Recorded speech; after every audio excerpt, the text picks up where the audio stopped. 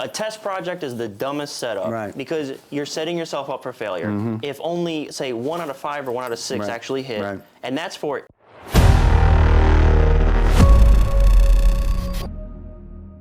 you talk about loyalty.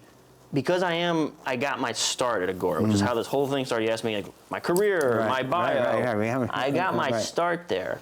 Everything I touched turned to gold. And a lot of that had to do with, I would say, mostly Evaldo, his oversight on my copy.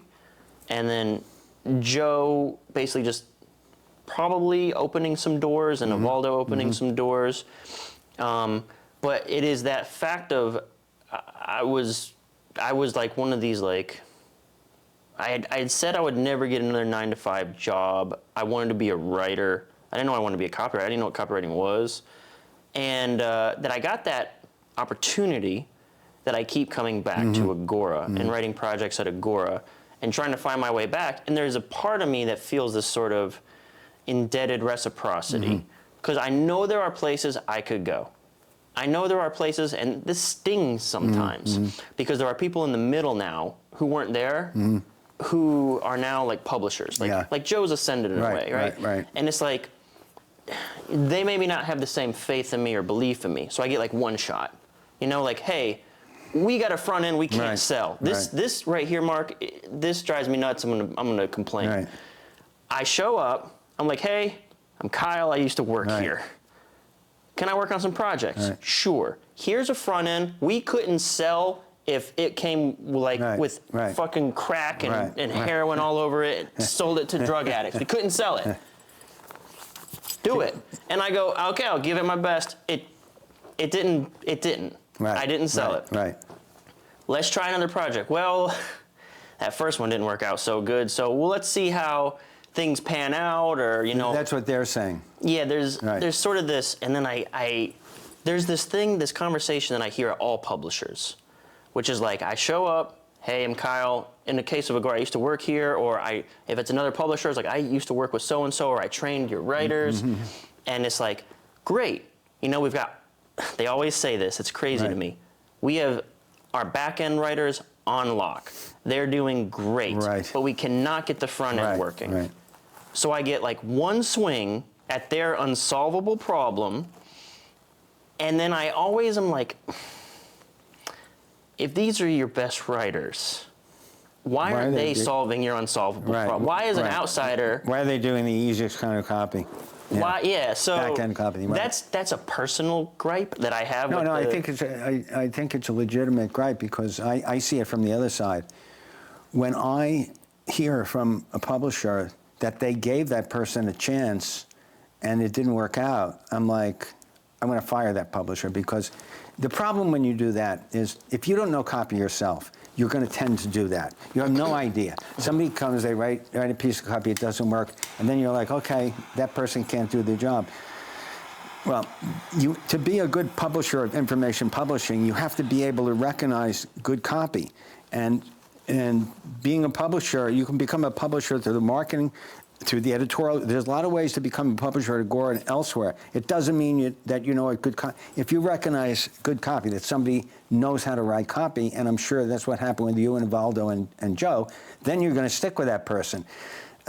So you have to, you cannot work with copywriters if you don't understand copy, or if you do, then you should negotiate like 6 jobs and not solve my hardest problem. That's my problem, is coming in and maybe getting, a test project is the dumbest setup because you're setting yourself up for failure. If only, say, 1 out of 5 or 1 out of 6 actually hit, and that's for in-house guys in the trenches, know the business, working there every day.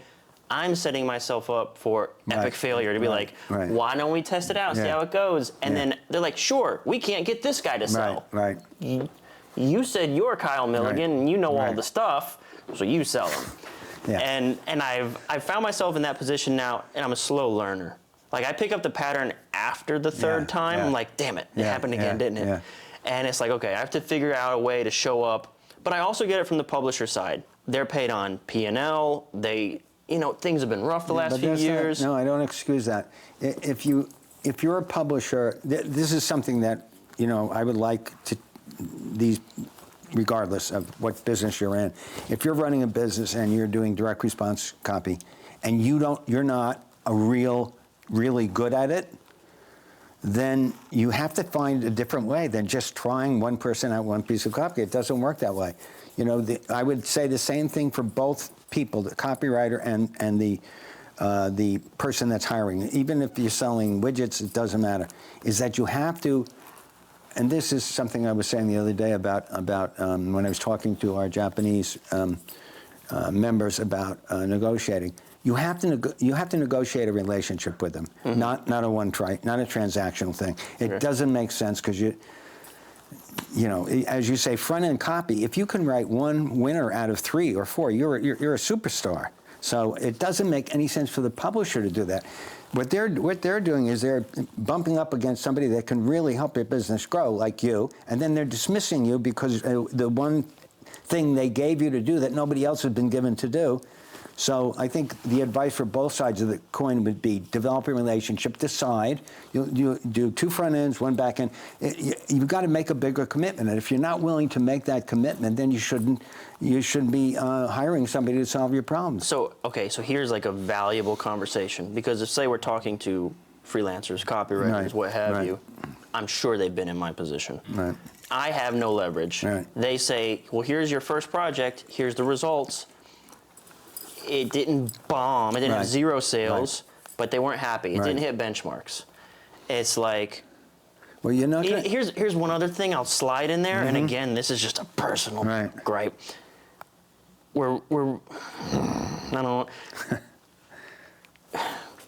The excitement that they had for the first project, right? Like when the first project was, wow, this is great, you know? And then it's like the idea of the big idea. Like you don't know it was a big idea until it's already been successful. Right. You might have had 10 big ideas, but they all of a sudden became small ideas because they failed. It's like when the first thing was presented, the first time around, and everyone's like, wow, we're excited for this. And then it just didn't resonate. It didn't hit for whatever reason. Structurally sound, good copy, does all the things. And it's like, part of me wants to remind them, like, you know you liked the first project, right? Like, you saw the potential there. Right. So, like, even one thing that I missed until this happened recently, when I first started and I had that abrasiveness, was that ego as I've gotten older and had to take way more lumps and take way more criticism and feedback, and there's seems to be more chains in the chain of command every day. Like, it's now like I gotta go through 6 people instead of just the copy chief. I've become a lot more like accepting. There was something about this remark of we have to see how this one goes because we weren't happy with that last one kind of comment. It struck the ego in a way that I haven't been struck in like years, which is like, did you ever watch the Last Dance documentary with Michael Jordan? Yes. There's that famous line, he goes, and I took that personally. Like some weird innocuous thing where he's just like, I took that personally. I took it personally. I took it as if you don't see that I can do this with 2 or 3 attempts. You saw like the one and that was good enough. And I want to remind that person, but you were excited for that project. You thought it was going to work. Both of us did. I took all your feedback. I implemented the shit out of it. You were like, great. And then it just didn't work.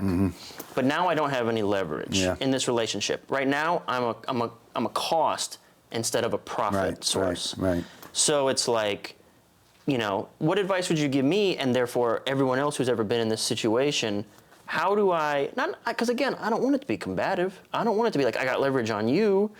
But I actually called Joe this morning because he was busy, so I'm going to talk to him after this. And the question I'm going to ask him is like, how do I reposition this? Like, how do I bring it back? Well, again, I think the answer, I have the same answer for everybody, is that if you want to grow your business, you can't grow it based on individual transactions. It's a very weak way to grow, because what you're doing when everything's a transaction. I'll give you one copy right now, and then I'll decide if I'll give you another one, and I'll be less enthusiastic.